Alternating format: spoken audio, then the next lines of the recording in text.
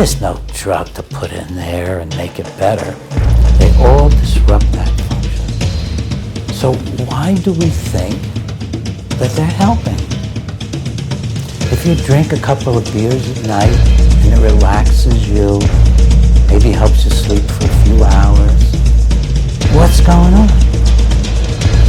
Your brain is being sedated. It's being shut down. It's being slowed down.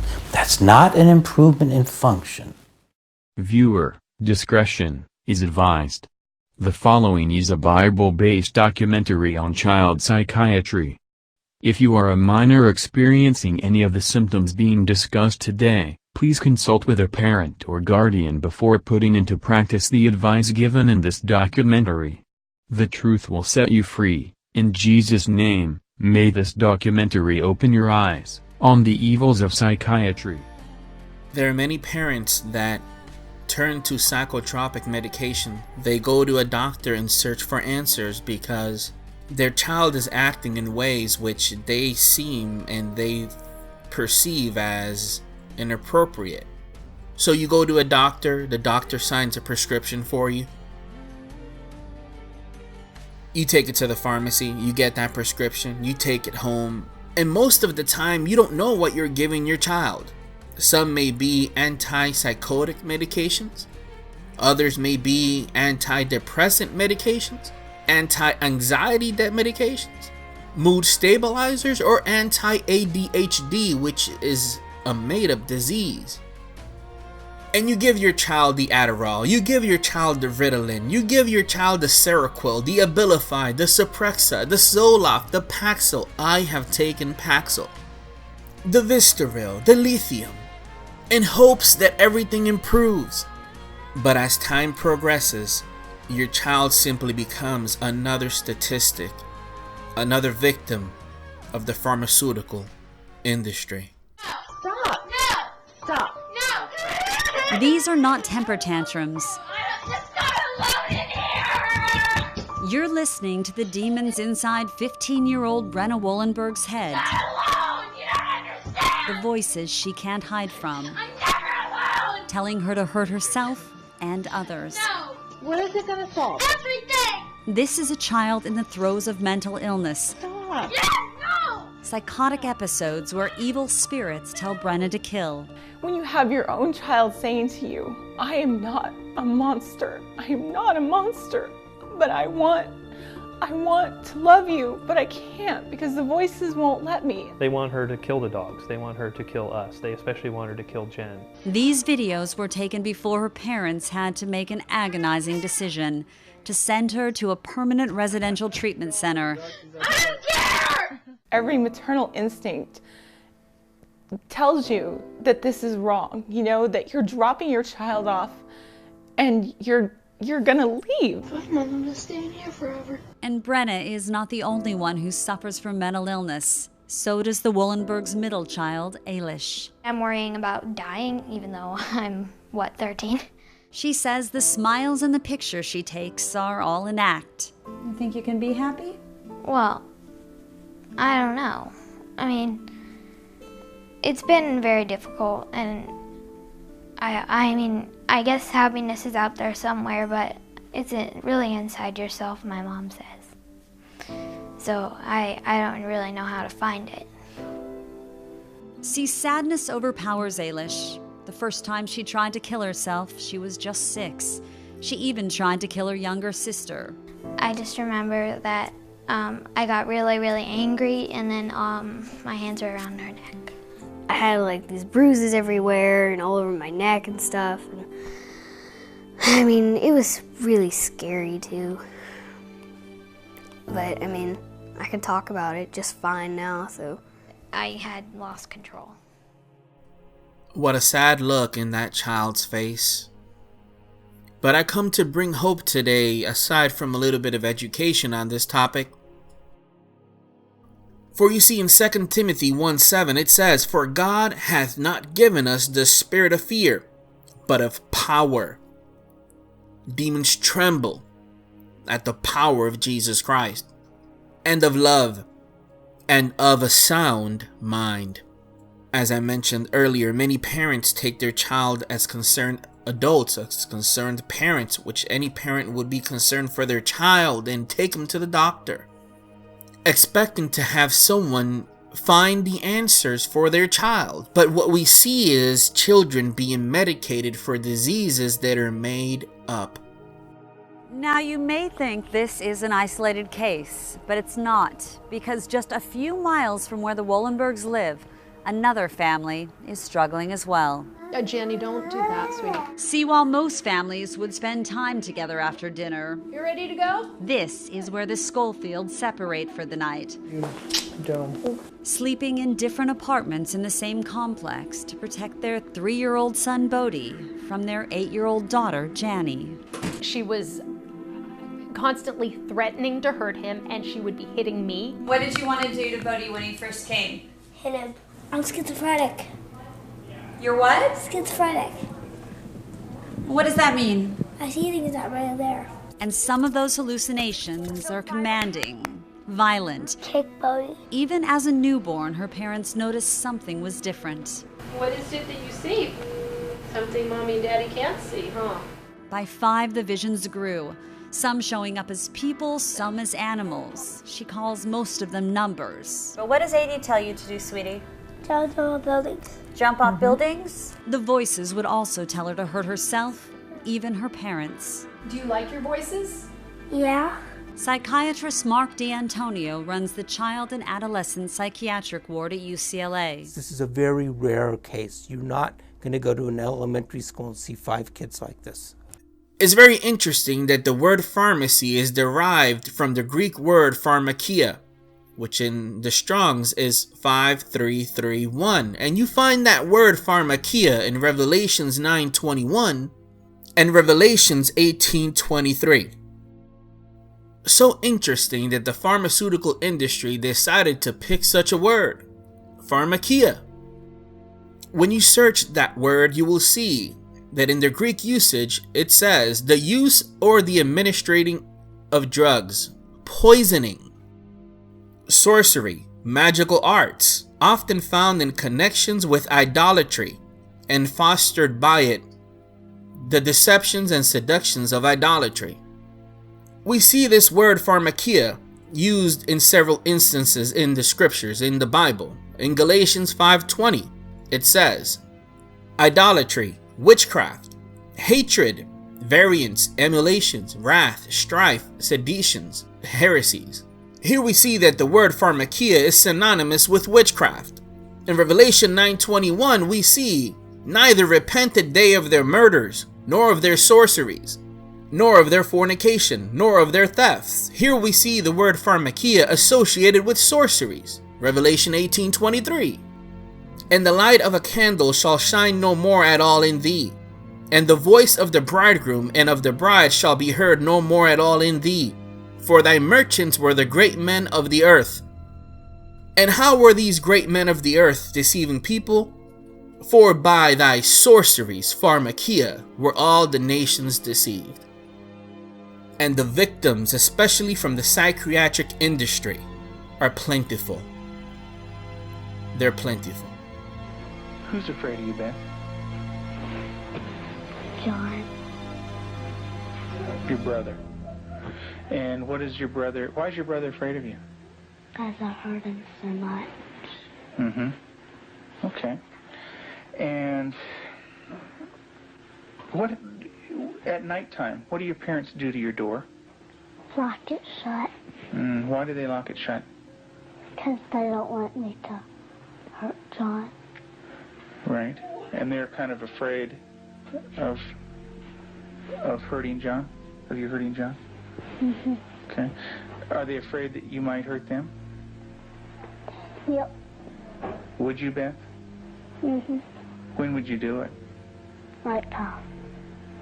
Okay. Why would you do nighttime? Because I don't like them seeing me do it. But they can feel me do it. Mm-hmm. And what would you do to him, Beth? Stab him.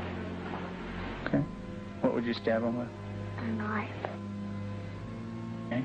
And what are you trying to do to your brother? Kill him. Why do you want your brother to die? Because I was hurt so bad, and I don't want to be around people. Okay. Who else would you like to stick pins into? Mommy and Daddy. What would you like to have happen to them? Die.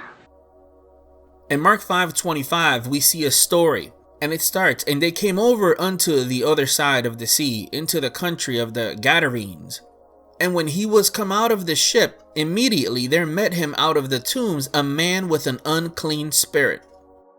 We will paraphrase some of the rest, but if you read that entire chapter, you will see that this person who was bound by an unclean spirit had supernatural strength. He was unreasonable. Even with chains, you could not hold him down. In verse 5, you will see that he was sadistic. He suffered from depression. He self-harmed himself. He would cut himself. He would cry. He would manipulate. In verses 6 through 9, you then see that the same demons that were inside that man, causing him to be unreasonable, causing him to be aggressive, those very same demons had to bow down to God. When they saw Christ, they saw God. And they declared in verse 9, "We are many, we are legion."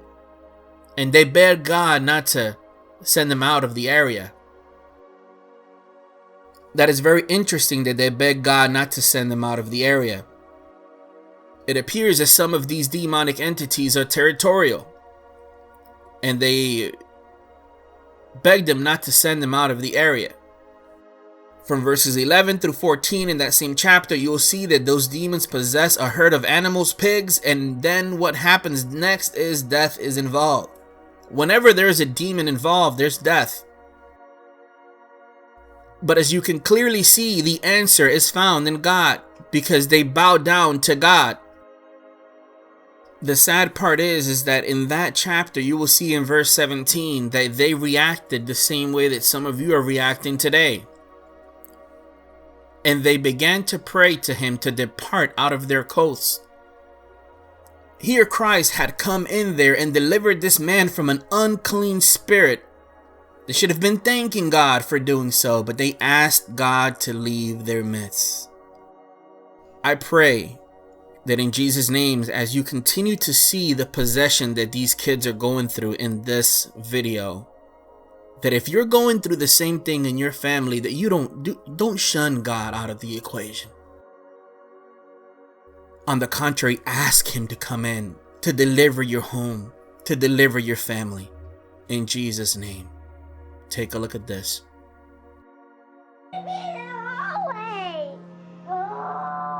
Brandon's having a rough day today. Then I can't take you to the beach. No! You can't even see people. I know, but I don't. No! Come draw with me. I gave her some medicine to try to help her so that she's not feeling so angry. Not that I like to do it, but it has to be done so that she can calm herself. Right now, Brianna is diagnosed with several things: dissociative disorder, NOS, autism spectrum disorder, sensory integration disorder, psychosis disorder, NOS, mood disorder, NOS. And the NOS stands for not otherwise specified. All the doctors have told me and my husband to be prepared that usually they wait until the child's closer to 7 or 8 to diagnose early onset schizophrenia. Today, Brianna is 6.5 years old. Brianna has been slipping for the last 4 weeks, so we're exhibiting psychosis episodes 7 to 8 times a day on a minimum. Some days we lose her totally for the day. One of her personalities and voices is 7. Could you do us a favor? Sure. Could you draw us a picture of what 7 looks like? Oh, yeah. 7 is a person who is actually shaped like a number. I think 7's got a lot to do with it today because 7 likes to tell everybody that there's nobody that lives in Brianna's head. I have been stabbed with forks, tomato steaks, 7 will sit there and punch you dead in the face and then swear up and down, screaming for hours, "I didn't touch you, you're a liar." Who's the one that throws chairs at mommy and stabs mommy and beats mommy up all the time? Izzy. Izzy. But that was like earlier. Yeah, that was a while ago, the last time Izzy was that mean. They don't really believe that 7 or Izzy or any of them are hallucinations. They believe these are people that Brianna actually becomes. Brianna's dug her own skin up because the spiders were crawling on it. She won't sleep for days because the rats are crawling on the floor. Nicole! Come in. I need you to bring me her shirt, please, baby. Sometimes I'm really scared of her. Like, whenever she's upset, she comes at the nearest person that she can get to. Why do you help her? Because she's my sister and I love her. Like, that's what any other big sister would do, even if she has that illness. 2 Corinthians 11:3. But I fear, lest by any means, as the serpent beguiled Eve through his subtlety, so your minds should be corrupted from the simplicity that is in Christ. God is continuously warning us in Scripture to guard our minds, to have a sound mind. It breaks my heart to see these children who do not have a sound mind, and to see parents that have bought into the brainwashing of the pharmaceutical industry. In the clip I just showed you, this mother, in my opinion, was acting very irresponsibly because she continued to egg on her daughter to draw her pictures of these multiple personalities. Another fact that I wanted to point out, if you noticed earlier when I played the previous clip, the girl had a personality that was manifesting through her called 100, I believe, and another one with another number. At 2, she started to talk about what we thought were imaginary friends. Why? The first one to appear was 400 the cat, and she would just play with 400. We didn't think too much of it. Oh, I know what she needs. You need a Thorazine, Jenny. The medication, the Thorazine, for every delusion that the Thorazine kills, another one comes to take its place.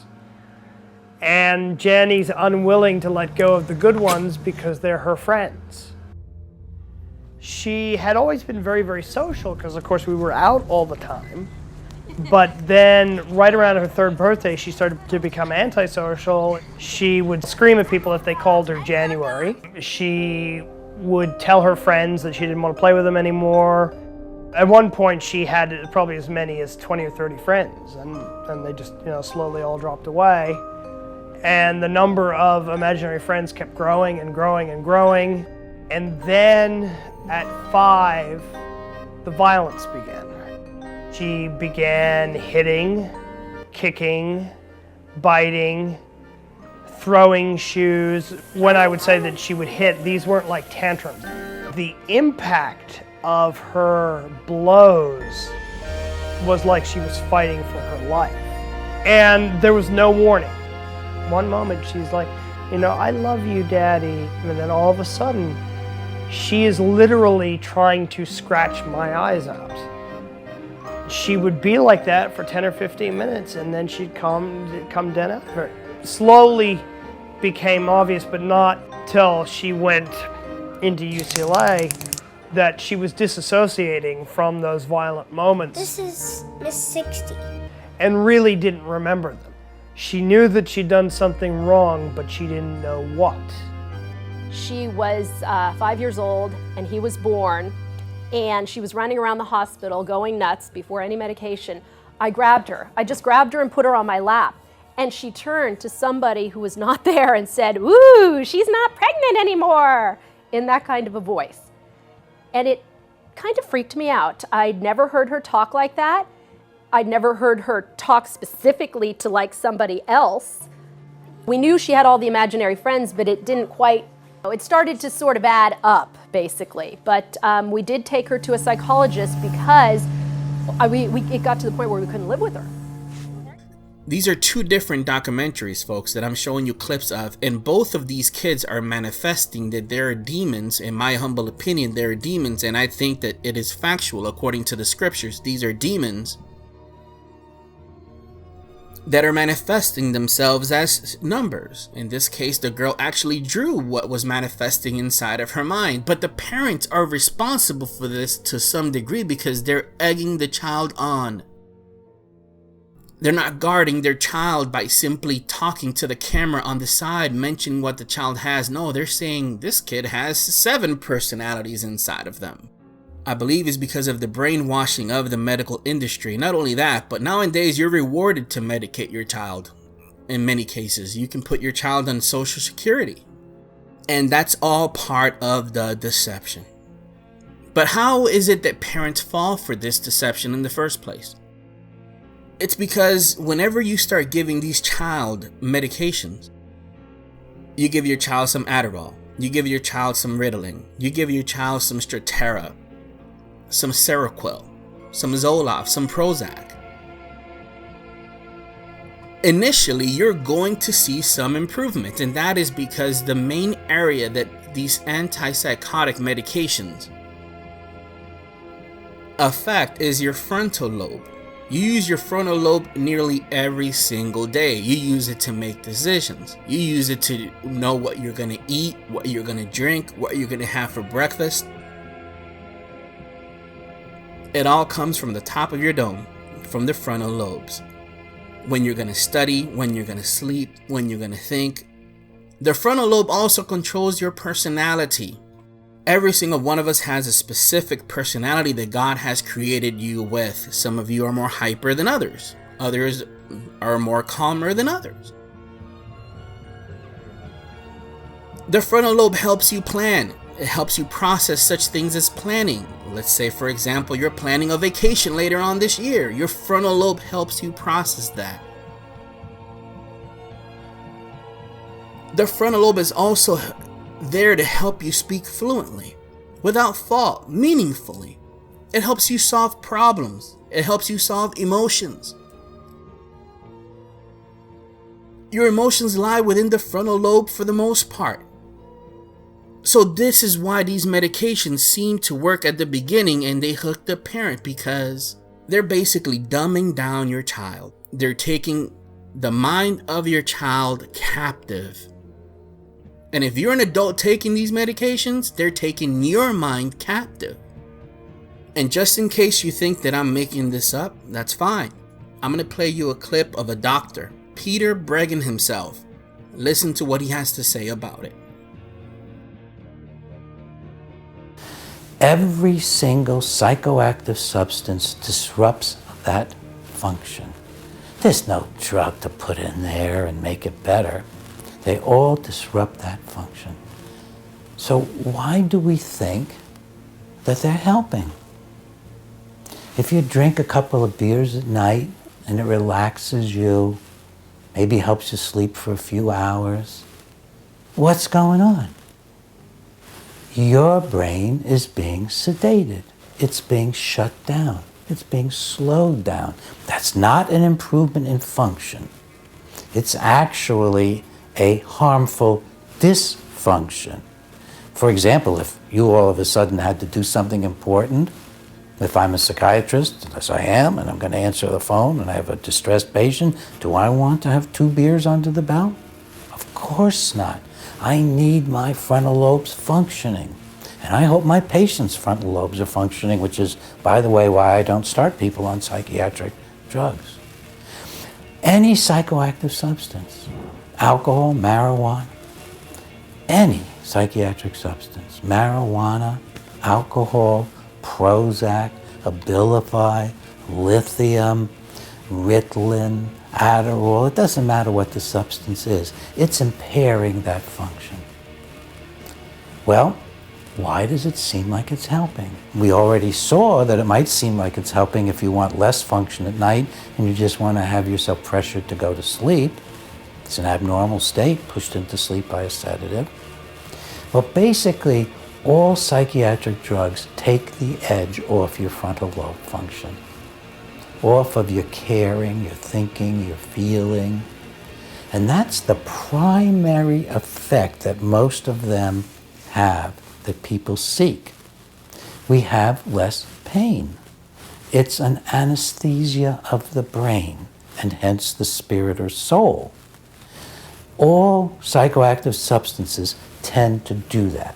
They do that somewhat different ways, but that's what they do. They suppress or disable brain function.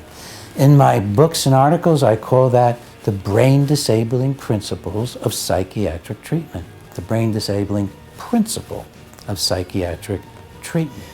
Well, I've talked about sedation. If you take a benzodiazepine like Xanax or Klonopin or Ciarax or Ativan, it's having an alcohol-like effect. It, in fact, is jacking up a system called GABA, which is an overall suppressant system in the brain. And if you took enough of a benzo, you could actually undergo anesthesia without anything else. Most anesthetics are related to the benzos. All right, that will reduce your anxiety for a time, but it's not actually specifically affecting your anxiety. It's suppressing your higher brain functions, of which anxiety is one. It's also going to be suppressing some of your cognitive function, some of your memory function, your overall brain function. Let's say you're taking, and I hope you're not, Abilify or Seroquel or Risperdal or Zyprexa, one of the so-called antipsychotic drugs. Well, there's nothing antipsychotic about them. We don't know how to pluck psychosis out of the brain. These drugs block a specific neuronal pathway. They block dopamine, which is the main pathway to guess where? Your frontal lobes. So you're getting a chemical lobotomy when you take these drugs. Romans 12:2.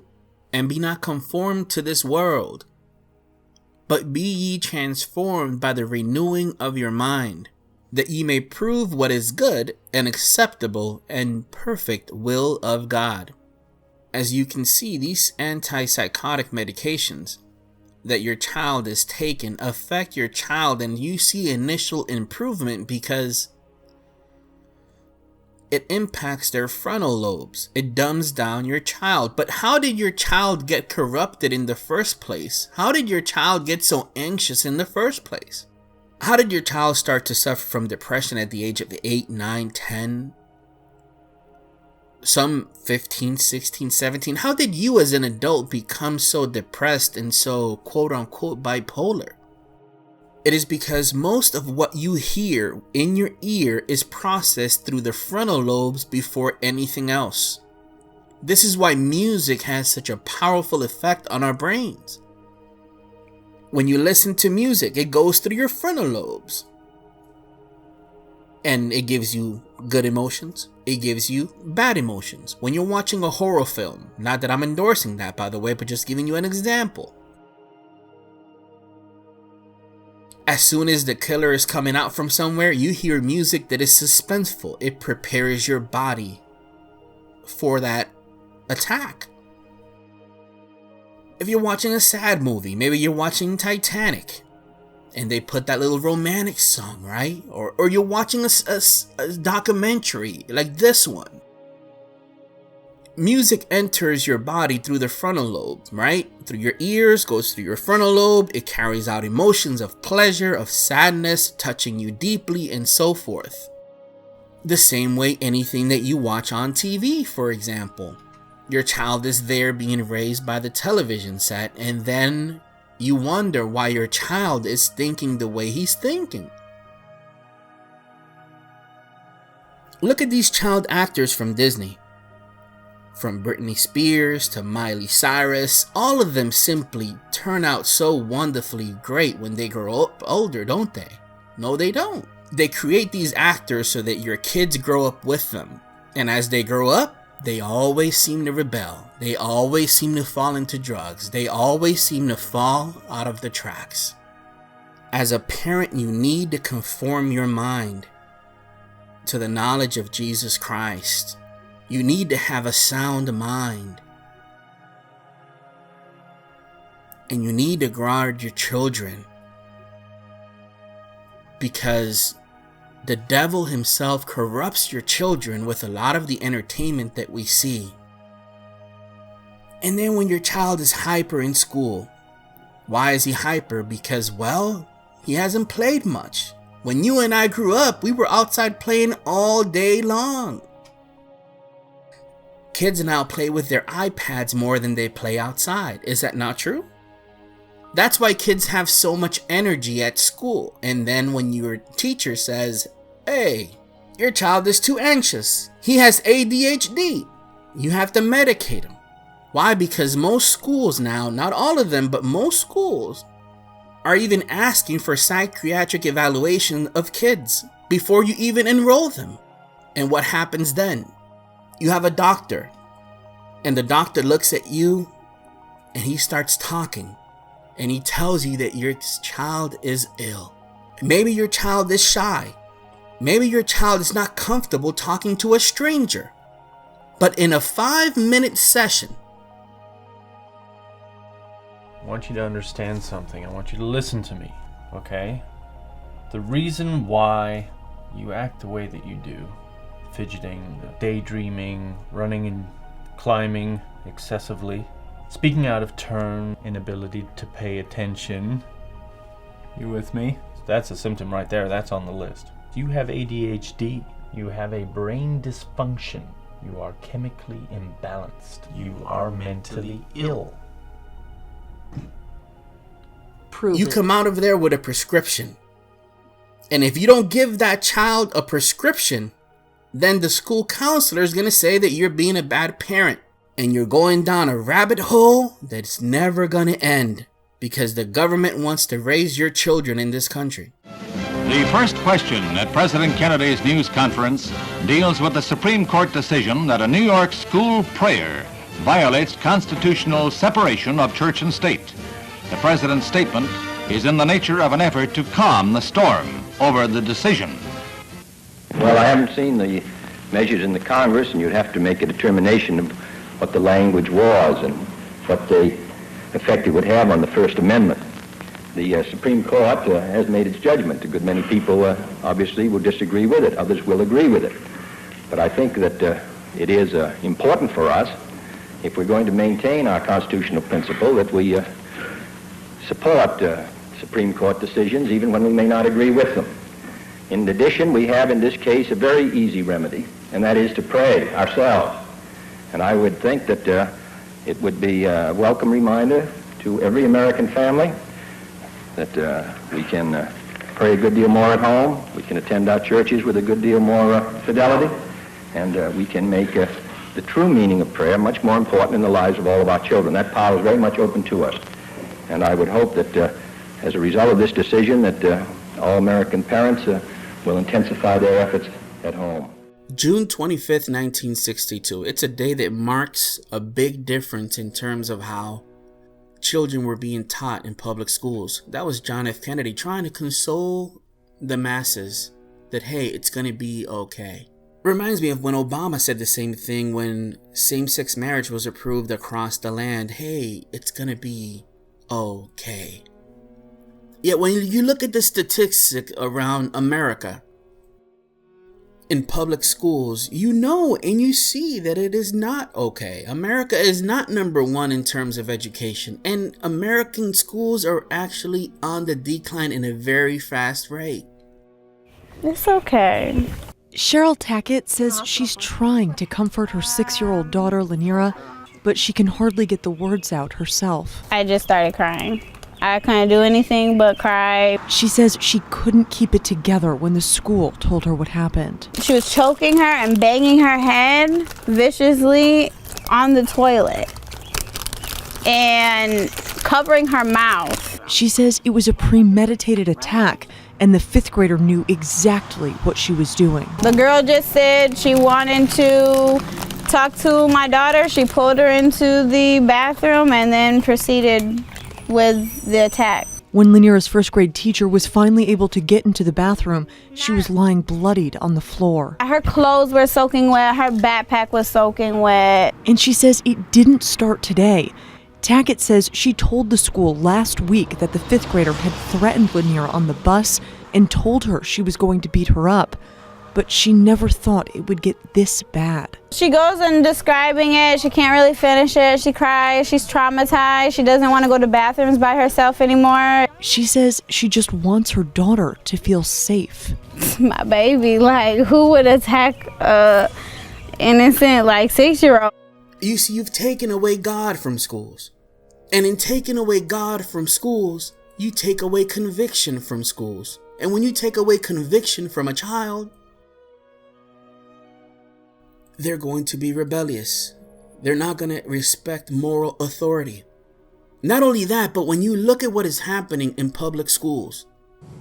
Jordan Woolley originally answered the question, there is a God, in 2 ways. I said that it was a fact or opinion. 2 ways because? Based on my religion and based on what I think and believe, I did not think that it was a commonplace assertion. Woolley says her 7th grade reading teacher said both her answers were wrong, and that Woolley had to admit God wasn't real. I didn't really know what to do.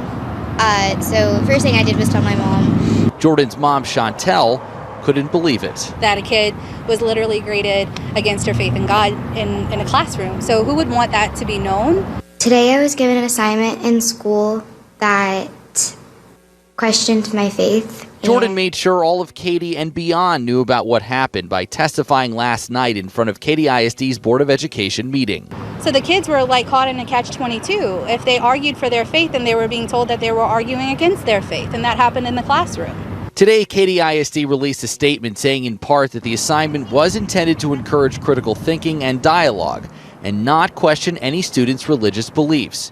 You wonder why your kids feel so depressed, so anxious, so frustrated in the schools. Well, if what you've taught them in school is that they weren't created by God, but rather that in schools they're taught that they evolved from an ape. In schools they are taught that they came out of the primordial soup. So you take conviction away from children. You take the fact that they were created in the image of God away from children. All because one man, a Jewish man called Stephen Engel, in 1958 decided to sue the New York State over the fact that his children were praying to Jesus. Because Jewish people do not believe that Jesus Christ is God manifested in the flesh. And the end result is, because one parent was upset, it took it away for the whole people in America. And we're seeing the same thing now, an instability in schools, children that cannot even decide something as simple as going to the restroom. Now with Obama, now in schools, he has written a letter to all schools that either they comply with his new transgender agenda or they will lose funding. Combine that with the fact that parents are not doing what they have to do in their homes. Parents are not raising their children. Most parents are trying to keep up with the Joneses, and as a result, they work 2 or 3 jobs.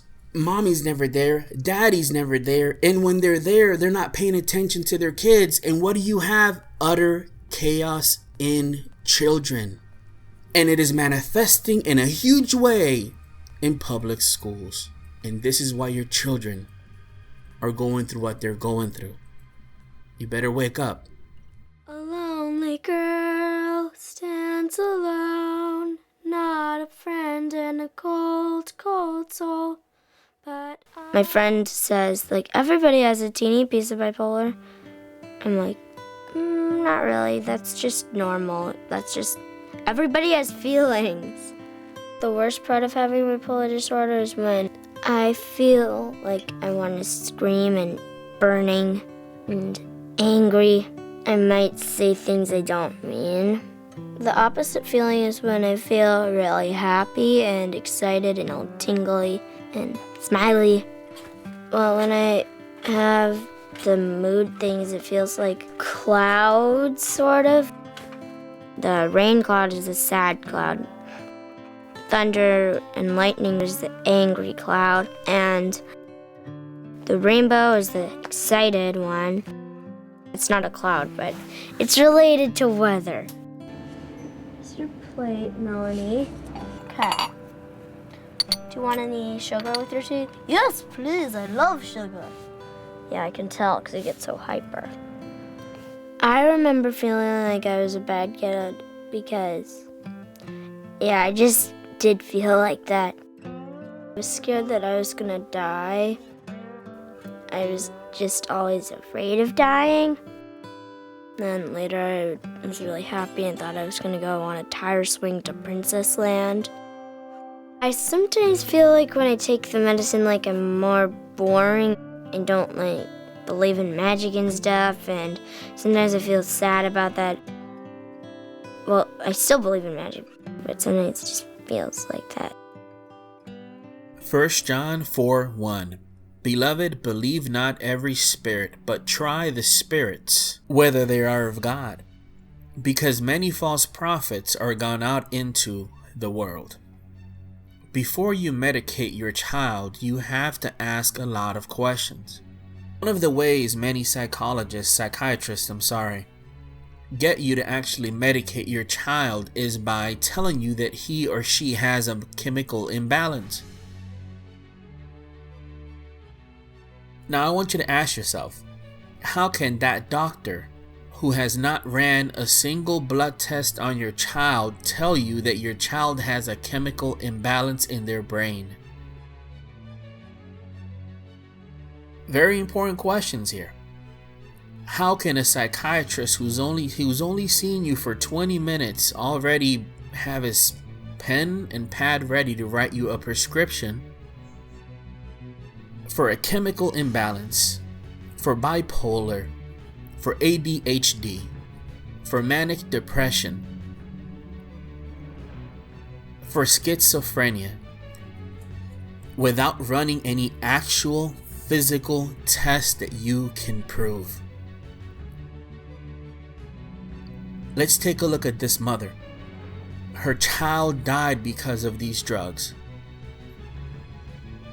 As an end result, she is now asking different doctors and videotaping and asking them what happened to her child. And you're going to see different doctors tell you the lies behind the chemical imbalance delusion. Check this out. So I made the 3-hour drive to see him.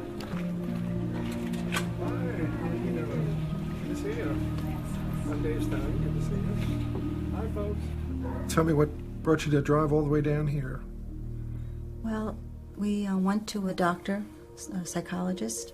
Okay. And my son was diagnosed with depression, and we were told that it was caused by a chemical imbalance. Is there such a thing as a chemical imbalance in the brain that can cause psychological problems? No, actually, that's one of the misstatements of disinformation or misinformation that's coming out. And unfortunately, I think your psychologist believes there's a chemical imbalance, and a lot of people do. The psychologists, educators, the psychiatrists certainly accept it, and now pediatricians are accepting it. It is not caused by chemical imbalance. And what makes me angry is so many of the doctors are just buying into that. It's just not true. There's no test or anything that could have been done to determine that. Am I right? They claim that they found this chemical imbalance or that anatomical problem or anomaly with the brain or nervous system, and yet if you were to send your child to a lab to have the chemical tests done on his blood or urine, they would look at you like you're insane because it can't be done. So what they claim is an imbalance cannot be measured by any laboratory or urine tests or PET scans or CAT scans. None of it can be replicated at the clinical level. And there are about 1,000 claims that come out every year where they think they found the cause of depression or ADD or bipolar disorder. None of it is true. Does that answer your question, Celeste? Yes. Okay. I think so. I feel that if I had known better, if I'd had the information in front of me to make a decision, he would never have been on that drug, to be honest. He never would have been on that drug. And I believe we would have worked it through. So I feel to blame. You feel guilty? I do. I think I'll always feel that way. You did not let your son down. You were an honest parent, honestly seeking help for your son who was having some trouble.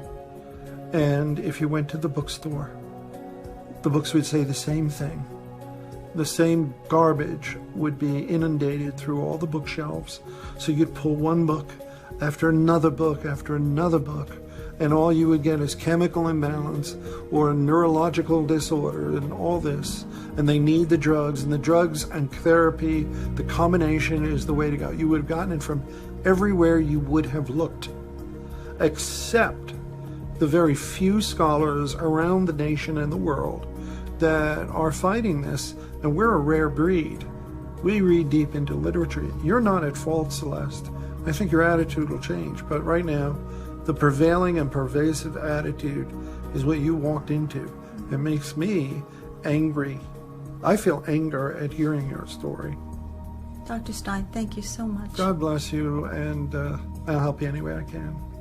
1 Peter 1:13. Wherefore gird up the loins of your mind. Be sober, and hope to the end for the grace that is so to be brought unto you at the revelation of Jesus Christ. Gird up the loins of your mind. Parents, before you medicate your child, understand that ADHD is huge business. According to these statistics that I'm showing you on the screen, over 6.4 million American children ages between 4 and 17 have been diagnosed with ADHD, and the number keeps climbing, folks. The average age of diagnosis is 7. Age when symptoms of ADHD typically appear in a child from 3 to 6. I find that absurd because the symptoms of ADHD typically are that your child makes mistakes in their schoolwork, they're distracted, they have trouble organizing different tasks, they are rebellious, they don't listen, they're hyper, they run and climb everywhere, they're extremely impatient, they're always on the go. Daddy, are we there yet? Daddy, can we do this? Daddy, can we do that? Folks, that's not ADHD. That is typical childhood. The average patient that is undergoing ADHD treatment, it's approximately $14,576 per year. ADHD costs American citizens approximately $42.5 billion per year. The worst part about these medications, whether it's ADHD or whether they tell you that your child is bipolar, is that you're creating lifelong patients for the psychiatric industry. And furthermore, worse than that, these medications affect the frontal lobes of your children. These doctors tell you that your child has a chemical imbalance without testing your child, but don't you understand that the pills that they give your child alters the brain? And in the frontal lobe, that is where their emotions lie. That is where their empathy lies. That is where their charity lies. Their personality lies within there. In 2 Timothy 3:2-8, you can read that whole chapter and book if you want to. It's great. But it warns us that men shall be lovers of their own selves, covetous, boasters, proud, blasphemers, disobedient to parents, unthankful, unholy, without natural affection. Aren't we seeing that a lot in schools nowadays? Without natural affection. Truth breakers, false accusers, and much, much more. These medications are creating not only lifelong patients to the mental industry, but they're creating narcissists. They're creating children that are not going to have a good personality because of the fact that these medicines alter their brains. They're not going to be as loving. They're not going to have a good personality. They're not going to be funny. They're not going to have compassion upon others, empathy upon others. Because you're damaging your chemistry of your child's brain. But there is hope in Jesus Christ, because I believe that Jesus Christ is the answer, that He can renew your child's brain in Jesus' name. But your child is not going to get better until you realize how serious this is upon your child. In just these past few months, I have found that we are in the middle of an epidemic of the psychiatric drugging of our children. Across the world, there are 20 million children on some type of psychiatric drug. 20 million. And as shocking as it might seem, psychiatrists at a recent conference even admitted that they are diagnosing children at younger and younger ages. From your personal experience, what's the earliest age that you could diagnose a child with a mental disorder? It depends. Some disorders start in early childhood, some in adolescence, some in adulthood. It's a very, very complicated question. Earliest isn't really a criterion. End of junior school, going towards high school. 13, 14. Probably 6 and over. 6 and 7. The age is 6. 5 or 6. Age 5. 5 years? 3, 4, 5, 6 years of age. Probably 4 or 5. 4 or 5. 4 or 5. When you look at a kid who's 4 years old and trying to diagnose him with ADD, how can you tell it's not just because they're 4 years old? 4 years, 3 years. Very early. 2, 3, 4. 2 or 3 years. The age of 2 or 3. 3. Toddler. Before 18 months. They can actually see signs as early as the age of 1. It's a few months probably. Babies. The newborn. Newborns. In the uterus. Pre-birth, that's what we wish. Psychological problems start even when you are in the mother's womb. It's disgusting that anyone would even think of giving a mind-altering drug to a young child with a developing brain. But what about the children drugged before they are even born? Folks, it begins with you, parent. It begins with you, mom. It begins with you, dad. Mothers especially, because whenever you're pregnant, you're going to fall in depression. Whenever you're pregnant, you're going to be tempted to take the medications that your doctor's going to give you for that depression. But take a look at this. But children of women who took antidepressants during the 2nd and 3rd trimester of pregnancy were 87% more likely to develop autism than kids born to women who didn't take the drugs, researchers report in JAMA Pediatrics. It's very dangerous for you to take antidepressants while your child is in your belly. Another article. A recent report suggests that newborns exposed to selective serotonin reuptake inhibitors SSRIs, antidepressants such as Prozac, Zoloft, Celexa, and Paxil may be at risk for developing withdrawal symptoms after delivery. Then your child is born and they have withdrawal symptoms, and then they're anxious, and then they already have a mentality. I mean, you have to understand that while your child is in their belly, they're developing their brain, they're developing their body, and they're developing a brain in the midst of all of these chemicals. And that can't be good, parent. That can't be good, dad. That can't be good, mom. It starts with us. You have to understand that the psychiatric industry, via their Pharmakeia and their sorcery, what they've done is they've legalized sin. You know, there was a point in time in our country that if you stole something, you were a thief and you paid the consequence. Nowadays, if you steal something, you're called a kleptomaniac. There was a time and day in this world that if you were disrespectful to a woman and disrespected her, and you disrespected a woman and you hit her or you yelled at her or you used profanity towards her, there was a point in time that you were called an abusive person. Now a person can hide behind bipolar. Many women do it, many men do it. They will disrespect you, they will manipulate you, and then they will blame their quote-unquote disease. Because we have done a very good job in this world at masking sins and calling them diseases. Well, they're not diseases, they're sins. They're sins, and you have to understand that.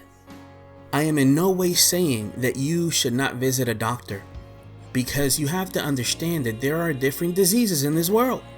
If you break your foot, you need a cast, right? But before they put a cast, they do an x-ray to determine if you really need a cast.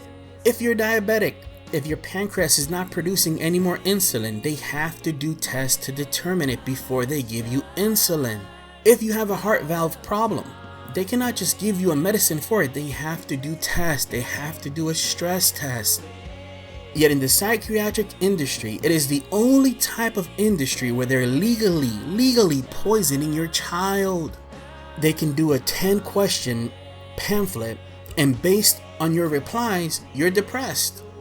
And most of those questions are trick questions. Because let's be honest, we have all gone through days that we've cried. We have all gone through days that we're depressed. We don't wake up every day all jolly. That just isn't reality. Reality is not like that, and you have to take responsibility both as an adult that is undergoing any type of psychiatric medications. You have to understand that these psychiatric medications, they end up creating narcissists. And you'll notice it when you talk to a person who says that they're schizophrenic, that they're bipolar. They never blame themselves for disrespecting people. They always blame the disease. No, my friend. Until you simply admit to God, God, I repent because I am angry all the time. That is not of God. Until you can admit that, then it's much easier for you to say that you're bipolar. Until you can admit that if a person is hearing voices, that those are symptoms of a person either making it up or of a person who is demonically possessed, then you're not going to solve the problem. At the end of the day, parent, it's up to you. You set the tone in your home. If a doctor wants to medicate your child, have your child tested. Have them tested for vitamin deficiencies, for anemia. Have them tested for diabetes. Do not take the first response that a doctor gives you. If you have a car and you take it to one dealership and that dealership wants to charge you a lot of money, you wouldn't do it with your car, so why do you do it with your child? Take your child to different doctors. Find the doctor that will suit your needs. If a doctor tells you your child has a chemical imbalance, simply say, okay doctor, I appreciate you, can you prove it?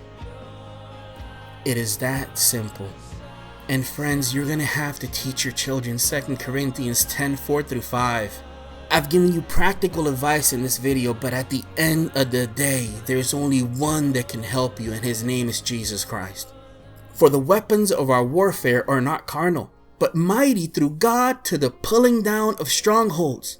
Listen to this: casting down imaginations and every high thing that exalteth itself against the knowledge of God, and bringing it into captivity every thought to the obedience of Christ. Most of what gets us depressed is imaginations. I will never find a boyfriend. I will never find good friends. Nobody loves me. Who told you those things? Who put those things in your mind? It wasn't Jesus. Satan is the accuser, and he throws imaginations in your mind and your children. And parent, you have to teach your children discernment, so that when they get a thought that is ungodly, they can take that thought to God and say, God, is this of you? And God will say nope, and they can boom, throw that out of their mind. There's only one that can help your home. There's only one that can set you free, and his name is Jesus Christ. It's time, parents, for us to not trust in our own understanding, but lean upon Christ. Trust in the Lord with all thine heart. Lean not on thine own understanding. In all thy ways acknowledge him, and he shall direct thy paths. He shall direct your home. There is hope. Oh, there is hope. And that hope is Jesus. May God bless you. Thank you for watching this. Feel free to download it on our website or share it with a friend or family. As I mentioned, it starts and it ends with you, parent. It may mean that you have to sacrifice and not have to work so much to spend time with your kids. It may mean that you don't have to live the lifestyle that you live now so that you can spend time with your kids, right?